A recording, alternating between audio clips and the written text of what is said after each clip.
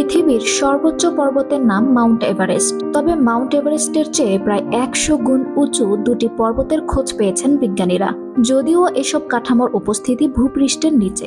নতুন এক গবেষণা বলছে দুটি দানবীয় কাঠামো পৃথিবীর কেন্দ্র ও ম্যান্টেলের সীমানায় রয়েছে, আর তাই ধারণা করা হচ্ছে আফ্রিকা ও প্রশান্ত মহাসাগরের নিচে এই পর্বত দুটি অবস্থিত।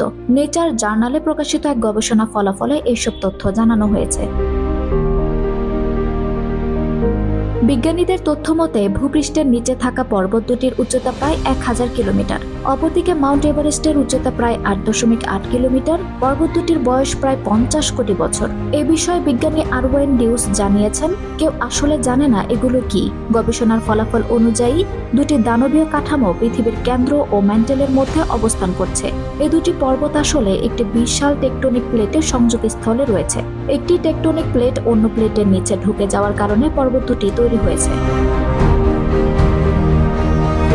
বিজ্ঞানীরা কয়েক দশক আগেই জানিয়েছেন ভূমিকম্পের শকওয়েভের কারণে পৃথিবীর গভীরে বিশাল কাঠামো তৈরি হয়েছে। পর্বতের কাঠামো আশেপাশে থাকা টেকটনিক প্লেটের চেয়ে বেশি গরম। ধারণা করা হচ্ছে আমাদের ভূপৃষ্ঠের নিচের বিশাল অংশ এখনো উত্তপ্ত ও গলিত অবস্থা থেকে ধীরে ধীরে ঠান্ডা হচ্ছে। এতে অনেক কঠিন কাঠামো ভবিষ্যতেও তৈরি হতে পারে। নতুন সন্ধান পাওয়া পর্বতগুলো ভূপৃষ্ঠের নিচে টেকটনিক প্লেটের সংঘর্ষের ফলে নতুন কাঠামো তৈরির বিষয়ে জানার সুযোগ করে দেবে। আঞ্জুম হক আরবি, টাইম নিউজ ডেস্ক।